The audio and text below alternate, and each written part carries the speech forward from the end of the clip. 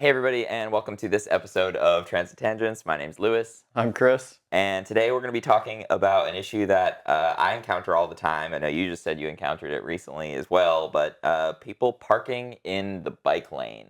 We're going to talk about why it's dangerous. We're going to talk about how to improve the situation, what a bike lane bounty is. Thought you were about to say we're going to talk about what a bike lane is. No.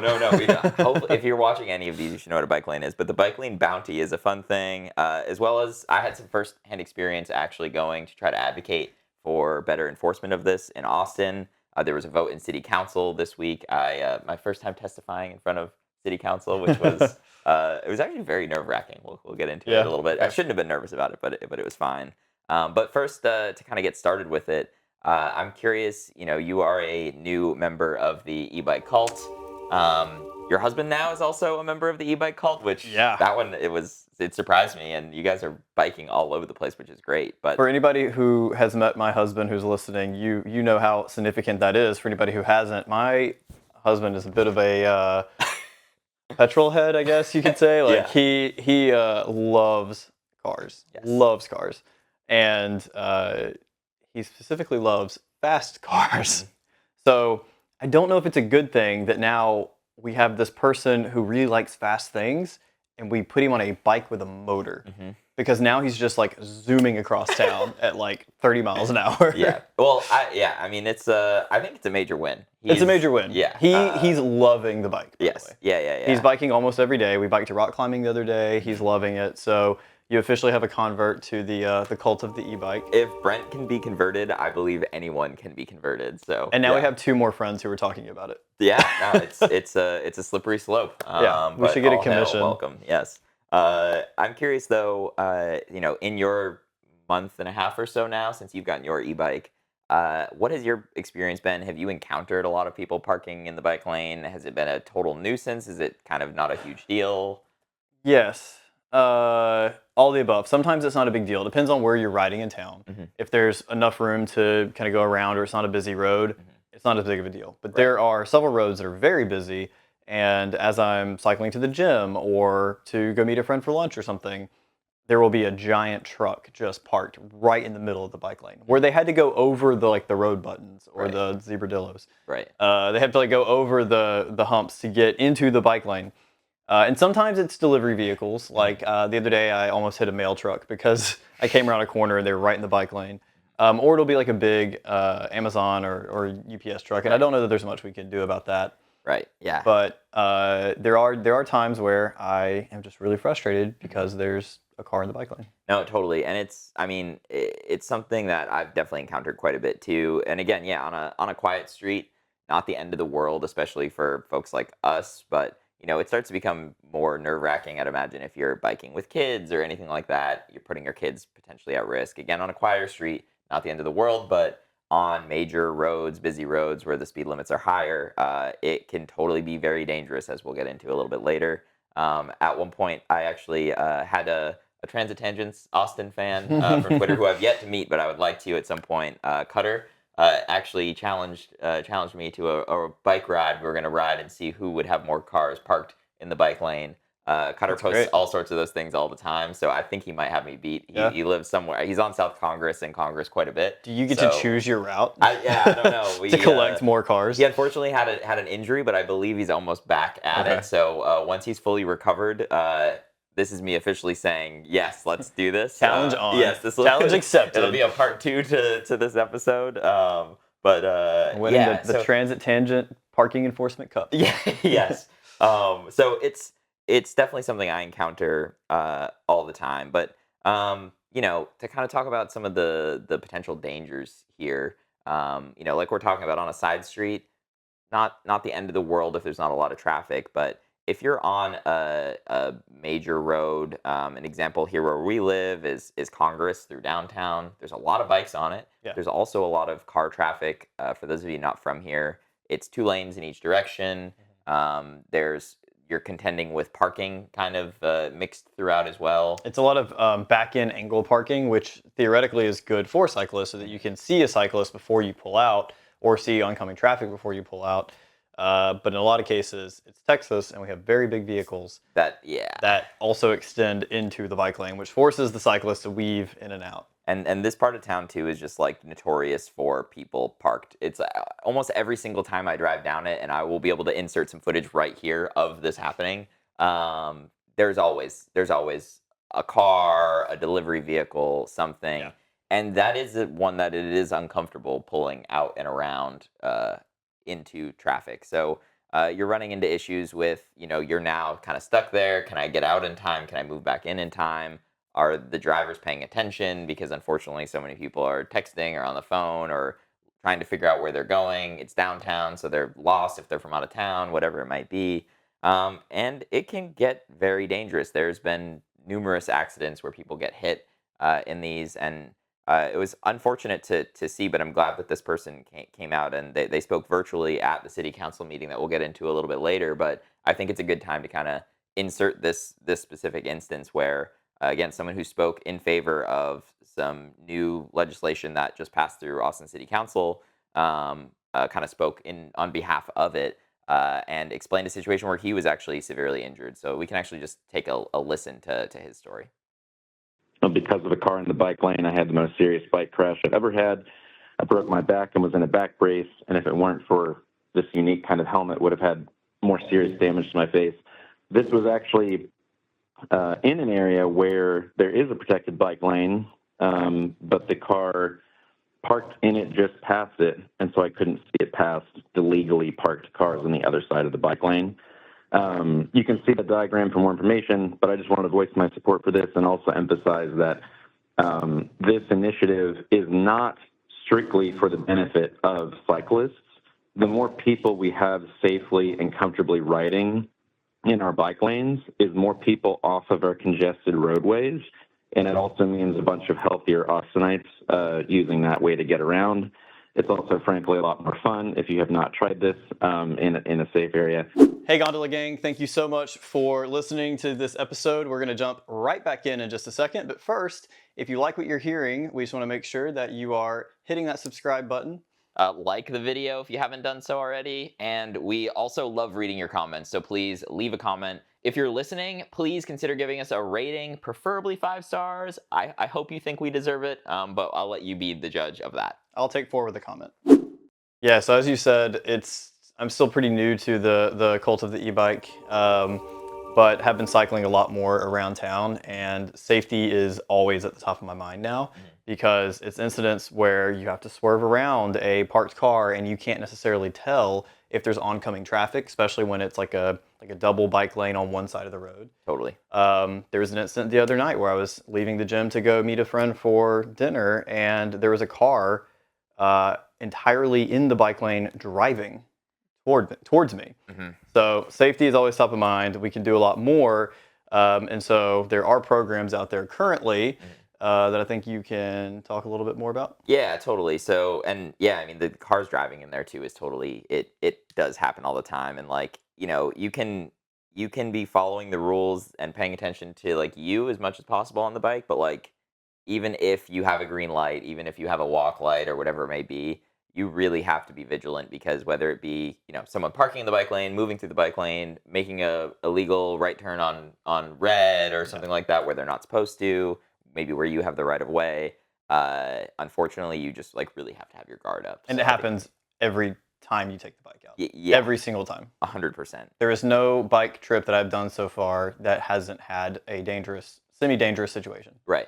That like, you can avoid if you're being vigilant, going kind of above and beyond. But like, you shouldn't have to necessarily be worrying about some of those things. But yeah, I mean, existing right now, specific to the parking in the bike lane, rule, there are a couple things that you can do. One kind of interesting fact, though, is that unless there is specific signage, at least here in Austin, that says no parking in the bike lane, it technically was not illegal to park in the bike lane. So that's what was TxDOT's guidance? Oh yeah, I looked it up, and I'll put it up on the screen here for you. There's like an FAQ section about biking on the Texas Department of Transportation website, and one of the questions is just like, is parking in the bike lane illegal? And it basically just says like, no, it's not, unless it says that it is on a sign. But there's not even like we encourage you not to, or anything like that. It just kind of says like, no, it's not. I think specifically it says, nope, yeehaw, right? It might as well say that. But yeah, existing kind of the most common way to try to uh, enforce this or submit this, and this is something I've done before, but I basically don't do anymore because of how ineffective it is, unfortunately, is submitting through the city's 311 app.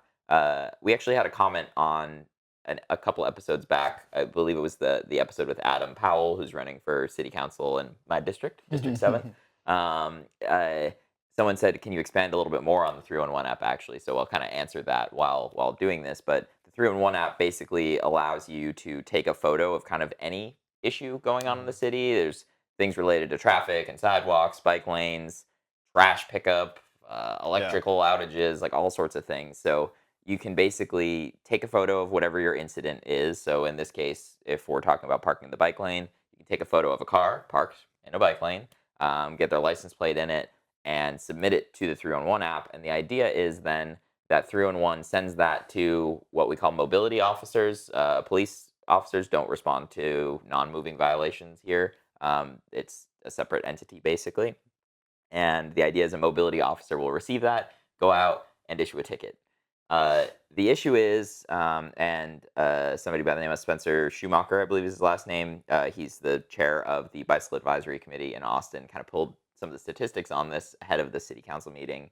And it's almost 70% of bike lane blockages submitted through the 311 app get sent back as no problem found, which essentially means that, usually it's taking these mobility officers an hour or so to respond to these. After the hour, the vehicle is generally no longer there. Are these mobility officers the same people who are doing the parking enforcement? It's exactly them. Yes. Gotcha. Yes. So in that case, yeah, you're reporting an incident in a city that geographically is pretty large. Yes. Like Austin doesn't sprawl as much as Houston or Dallas, but we're still a pretty large city, Mhm. and getting across town through traffic after you probably had to leave your parking duties or whatever their Right. duties are for the day. Yeah, I could absolutely see where there's just no time for them to get there to do any type of enforcement, Right. and that means there's no deterrence. Yeah, because if and it's if you're a delivery driver, for example, you know that you can park in the bike lane Yeah. and you've probably got 45 minutes. And if it's going to make your job that much faster, like I kind, I don't think it's a good excuse, but like I understand, like so many of those delivery drivers are on like tight schedules and they're treated poorly in, in so many different Well, ways, and like I don't park in bike lanes, but I am guilty sometimes of having a sense of where parking enforcement's not really Totally. strong, and Yeah, I will yeah. park where parking enforcement, but like in a spot, yeah, yeah, like yeah, or yeah, yeah, parallel yeah. park or something. Yeah. But I will like park on a street where I know parking enforcement isn't that strong, and I'll run in somewhere Right, run in, and run just out. not Yeah, pay yeah. the Yeah, yeah, not pay the that's- parking. Parking's expensive these days. As it should be. No. Yeah, you don't need free car storage everywhere in the city, Chris. The taxpayers subsidize it so you can park your personal car. So submitting through 311 is one area that whether you're here in Austin, in New York City, in DC, and whatever city, there's probably some sort of system like that. The other kind of existing systems are if your city has police able to enforce those, but honestly, like there's so many other things that police officers are dealing with, and I don't even necessarily think that we need like armed police officers dealing with Right. parking in the bike lane, and even like other parking related things doesn't feel like it needs to There's a better use of those resources. totally.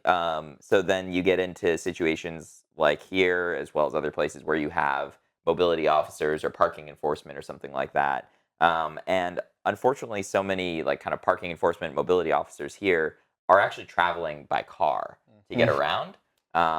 Yeah, actually, I know you have a story about I this. had an incident the other day where I was cycling through a part of Austin. I think it was near downtown, but cycling through on the bike lane, and I come around the corner, and there's a car in the bike lane. I'm like, this is really annoying. Like the street was kind of busy, and I go to around the car, and that's when I realized it was parking enforcement.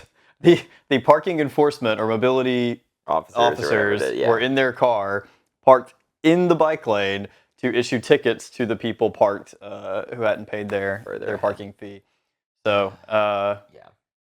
yeah, a little frustrating. Not Snaking it, eating its tail kind of thing. I don't know. Yeah, for sure. And like, if you're driving around in a car, you're not going to just be necessarily like seeing this happening everywhere. And we'll get into a potential improvement here. Actually, we'll kind of get into it now where that might be kind of improving at least here in Austin. And it's something that you can be asking for wherever you may be living. And we'll kind of get into ways to do that in a second. But I've alluded to it a few times. So on Thursday of this week, which I don't know when this is going to be posted. So we'll say Thursday, April 4th, Saturday the 5th, yes, Thursday, April 4th. There was an item put up to Austin City Council, item 40, which was focused on actually making parking in the bike lane illegal, whether or not there's signage saying it's illegal, as well as enforcing that rule of no parking in the bike lane, issuing fines, and for a first offense, actually issuing an educational course on why, instead of the fine, you can take a class essentially on why this is dangerous and why you shouldn't be doing it. I actually was able to go and speak on item 40 in person. There were probably 10 to 15 others who went and spoke in support of it as well, which was pretty cool to Yeah. actually go and do. I felt like wow, I really felt like I was out doing something. It was You my took first time. you took Adam Powell's advice. I totally honestly like I was thinking about it afterwards, having not like met Kelsey and Adam, I don't think I would have done that. Yeah. So props to Adam and Kelsey. If you haven't watched the episodes we've done with them, you totally should go do so. But yeah, and I mean I ran into Adam there. Yeah. Kelsey had signed up for it but was stuck in a work meeting, but she was able to like sign on being in favor of it. And got to meet up with a couple other people who I'd interacted with online, but never met in person, which was kind of cool. So, but the piece of legislation here, also what it does is gives the city council gave the directive for the mobility officers to essentially get access to e-bikes. So to actually go through and purchase e-bikes and have mobility officers, not all of them, but at least some of them, doing their duties by riding around on e-bikes in the city. And the idea being that while they're out riding around, they can be hitting areas where there are often 311 requests for people parking in the bike Yeah. lane, and they can issue those tickets before someone even submits a 311 request, which I think is a major step in the right direction. But this is different than what was originally proposed.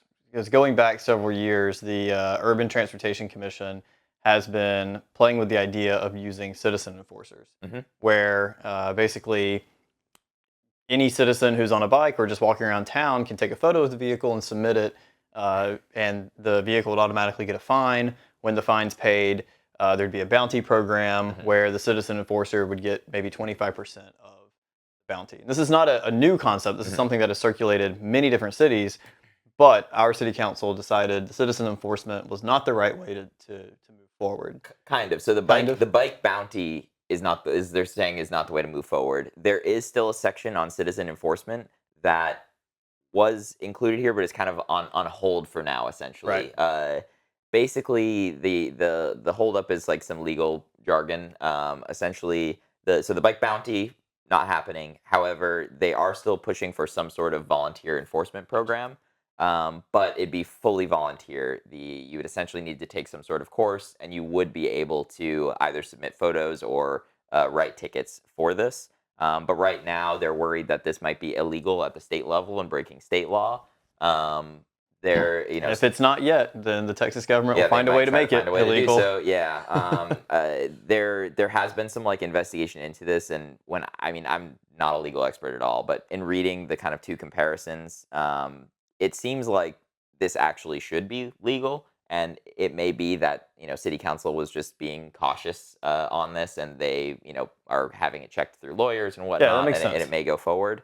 So the volunteer program could come, and I think that would be a major win. But even so, having the law change to be that parking in the bike lane is illegal no matter what now, is a big win, as well as the kind of the mobility officers traveling on e-bikes. I think it's a huge thing. I do want to show just a little bit of my story actually going out and doing this. Again, I was pretty nervous. Actually, I usually don't get nervous talking in front of people, but I got a little nervous at the end there. And you can hear it in my testimony. I had lots of but I wrote down what I wanted to do because you had a time limit, and I can talk. So it's like I don't want to go over. Like I want to make sure I keep we can it. both talk. It's really hard to keep these episodes between 20 and 40 minutes. Yes, we literally have a stopwatch running now when we do these because we used to go too long. Let's go ahead though, and you can get a little bit of a firsthand glimpse of number one, how to sign up to go speak in front of your city council. And it might be a little bit different in your city, but I try to explain it in a way that makes it so that you could probably do a very similar step to do it where you live. And then kind of what I did writing mine out, going down there, pulled out 360 camera for my ride. It was a nice sunny ride down to city council, and then actually going and speaking, as well as hearing from a couple of the others. I'll kind of pull a couple of those clips together, and you can go ahead and take a listen. So like I mentioned, this is my first time trying to go speak at a city council meeting here in Austin, but really at anything like this before. First step is just Google search. I know this is pretty easy because I did a little research here, but just, you can insert your city into the situation. I'm literally just Googling how to speak at an Austin City Council meeting. Here's one that just literally says how to register to speak on City Council meeting agenda items. So we'll click that.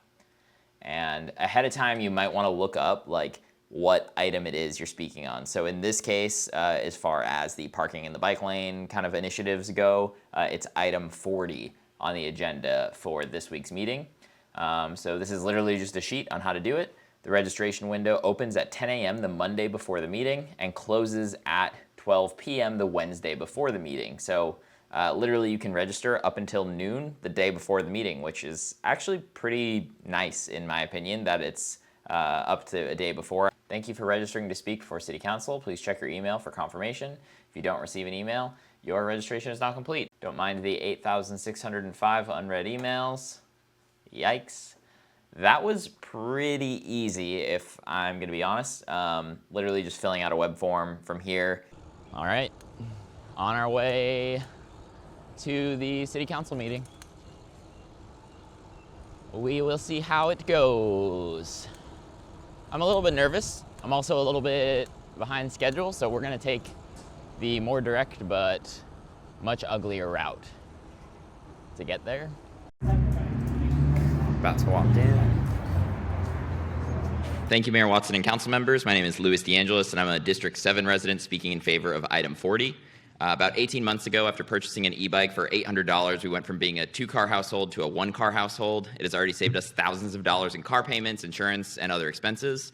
In the last few years since moving here to Austin, I've noticed major improvements to the bike lanes in the city. It's not gone unnoticed, so thank you all for that. But there is still work to be done to make more folks like myself feel safe enough on the streets to trade at least some of their car trips for bike trips, helping the city to achieve its goal of a 50-50 mode share of commutes between driving and other modes by 2039. Item 40 is a step in the right direction to make that happen, and I fully support it. One related area I would like to see further investigation into is the ability for a volunteer bike enforcement program, as the former speaker Spencer has mentioned.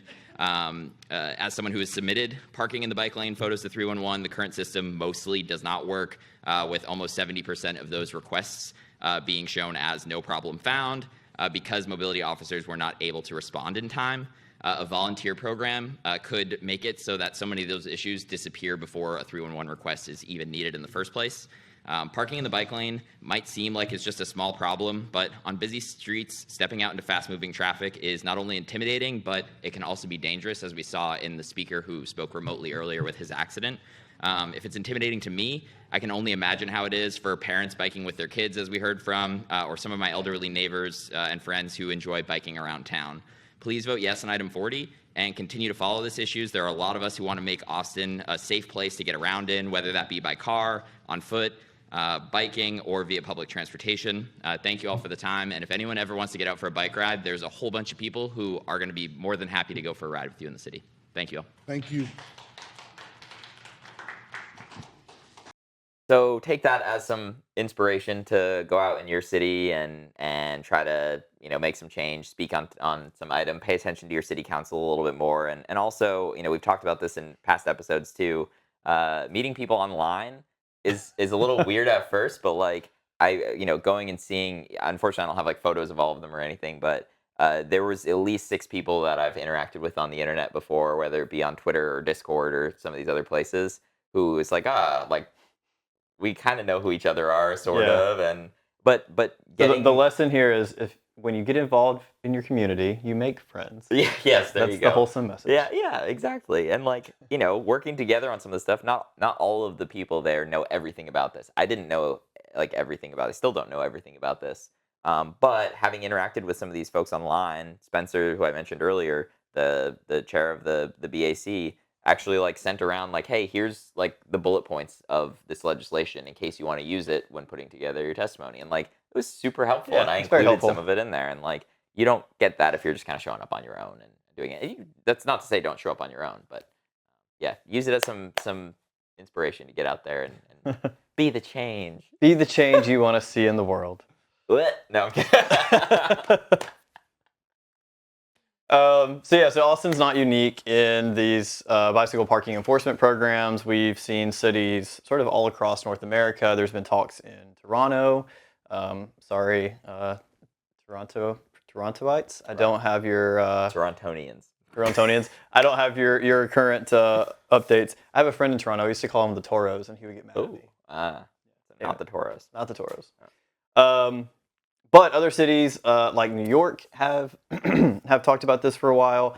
In 2022, New York City Councilman Lincoln Ressler introduced this legislation, and it also included a bike bounty program where you essentially had bicycle bounty hunters, which would be that's a great ChatGPT image we're going to throw into this. Bicycle bounty hunters. I'm picturing imagining like Dog the Bounty Hunter. No, I'm picturing like the Mandalorian. Oh, the Mandalorian. Okay, Like the that's way better. Mandalorian on a bike, Baby Yoda in the front. That's a better image than Dog the Bounty Hunter. Yeah. Do you know who Dog the Yes. Bounty Hunter is? Okay, Yes. just making sure. I'm from Alabama. Yes, I know who Dog the Bounty Hunter is. Well, But anyway, so this the legislation was introduced in New York in 2022.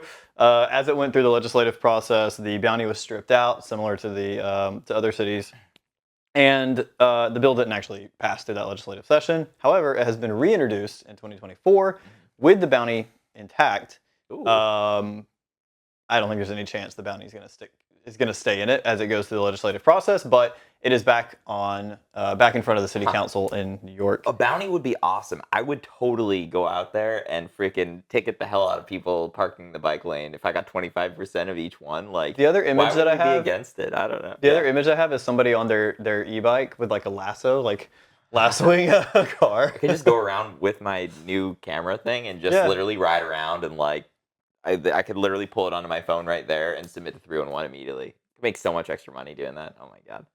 Sorry. So what actually is really funny about the New York program is that inspired Austin's program. So there's a direct relation between New York introducing this legislation and Austin then also introducing it on the Urban Transportation Commission in 2022. And then, as we just talked about, it is still going through its process, Right. and we've had some progress, but it's still not fully adopted or fully That's pretty implemented. interesting though that New York's kind of came first and inspired Austin's, but I guess I didn't mention it right there. Austin's actually passed unanimously before New York's. Yeah. So Progress. And then also other cities have looked at this. DC introduced a measure in 2019. It's very unclear if it passed. Not a lot of information online that I could find about citizen enforcement, but you can use the 311 app to report a bike. I went through a Reddit thread of people talking about their experiences with the app, and basically the 311, they probably don't dispatch anybody, or if they do, it's similar to Austin where they get there and you can't enforce anything if there's no car parked there. Right. But there's another app apparently that you can use to publicly shame people who park in the bike lane. Oh yes. Wait, do we have the name of that app? It was some bicycle lane uprising or Yes, something. bike lane uprising. Yeah. Yes, I've seen them on Twitter before. We'll put a link. Yeah. So you can publicly shame people and get your frustrations out that way if you don't have a citizen enforcement. Yes. But the whole concept of citizen enforcement is really interesting to me because, as we mentioned, armed police officers don't need to be enforcing these things. Right. On the other hand, if you are out there and you're taking a photo of somebody's vehicle, it does invite altercation. So, there's a balance there in my mind. Right. Let us know in the comments what you think about volunteer enforcement. Maybe you want to self-deputize and go out and publicly shame bike lane parkers. Totally. And if there's a measure or something in your city and you want to help get it out there, definitely let us know in the comments as well. We're happy to help try to put it out to other organizations and groups on Twitter and other places. It can be as easy in your city too as like starting a change.org petition or something like that. Like so many things here. That was like a tip from Kelsey in a previous episode. She started a change.org petition to save the bike lane in Barton Springs. Like, not on Barton Springs, on Barton Skyway. Like, there's so many things that, okay, maybe you don't feel comfortable going directly to your city council person or whatever first. Although I think you should feel comfortable doing that. You should definitely try to reach out. But if you start a petition first and get 100, 500, 1,000 signatures on it, it might be that much easier to be like, hey, look, all these people really care about this. Let's see what we can do to bring it forward. And unfortunately, it's not going to happen overnight. I mean, this one in Austin, I believe, dates back to 2022 is when they first started talking about this. 2024 now, so it's obviously been 2 years of work to kind of make this happen. Unfortunately, as I've complained about so many times, like everything in government just like takes forever for the most part. But if you don't start, it's never going to happen. You're never going to improve your situation. So. We just want to extend a big thank you to everyone who has listened, commented, emailed us, all of the above, shared the videos. Our last episode that went out, which may be an episode or two behind this, was our road diets, and it became our most watched episode ever. Yeah, we had like over 2,000 views on it in like 4 days, which was I don't know. For some perspective, it's usually like first 4 days is usually like 250, 300 on YouTube. So. And they grow over time, but we're incredibly grateful for all of you out there helping us out. Totally. Please continue to like and subscribe and comment and tell us how we're doing. Yeah, no, we've had a lot of fun doing this so far, and it's because of reading your comments and things like that, and seeing that people are actually watching and listening that aren't just like our parents and friends and that sort of thing. So. That's what's keeping us going. That's what's keeping us going. The comments are keeping us going. The comments are keeping us going, so keep them coming. So we're gonna read some right now. And our goal of meeting Pete Buttigieg. Yeah. Yes. There you go. Yeah. It's still no response there yet. I guess we haven't tried that hard, but if anyone's got any connections, pull some strings. I'm gonna read a comment actually off of that Road Diets episode. At one point in the episode, when I was referring to I don't even know how the right way to say it now. I'm thinking about it. A crash that happened. I was saying that the car crashed into a group of people, and someone commented saying in quotes, "It crashed. Nope, not it. The driver crashed their car," quoting me. It is the most American fluke you could have, but you'd have to have a bit of context about the USA to hear it as an outsider. Yeah. Anytime you like see a news story or anything like that, it'll be like a car accident or like the car crashed, the pickup crashed, and it's like, no, like a driver, like a person who's in the car crashed, and so often it's just like, no, it's not a driver, it's a car, and this inanimate object, and it's just like the framing of it is so weird. One that I have, somebody else talking about road diets made a comment that I love the this is actually from Mighty Lizard King on TikTok. Said, I love the 4-lane to 2-lane plus the turning lane. As in converting 4 lanes to 2 lanes and adding a turning lane in the middle. It shortens the distance to cross and prevents weaving traffic. I also have to call out, on that one, I made a joke about what is a road diet. And I said, it's when you choose Subway over Raising Cane's. I have to give a shout out to Kelsey. She says Raising Cane's every time. And I am 100% in agreement. Yeah, if I'm being totally honest, this might get some hate. I've never had Raising Cane's. All right, we have a road trip coming up. Yes. Okay. Well, we'll have to stop at Raising Cane's for sure. Oh, yeah. I'm from the Northeast. We don't have Raising Cane's up there. I don't know. I didn't even know what it was until I moved down here. So, yeah. Shame. One other comment that I'm going to read here, too, was from Jay Dempsey, 5231, who we also know in real life here. Good friend. He said, hey, y'all, I listen to the podcast in the car and watch on YouTube when I can. I love the theme song, but I miss it on the videos. Share the love of a total bop of a song. And I do love the song. We got rid of it on the intros to the YouTube videos just because you lose audience in the beginning a little bit sometimes if you don't jump right into it. So a bonus perk, if you're not listening to these on Spotify, Apple, or wherever you get your podcasts, you get the full intro theme song in the beginning. How does it go? Do you want to give it a couple lines? Oh, wait, that's the ending one. I kind of forget how the beginning one goes a little bit. It's like, doors are closing. Public transit, on the metro. Wow, It's I'm a done- bop. I'm It's a done. bop. Okay. Just trust us. Yeah, go listen to it. I can't believe that was terrible. Well, thank y'all so much for all the love and support, and we will see you on the next Transit Tangent Tuesday. Yeah, I'm saving that dough. Public transit's where it's at. Watch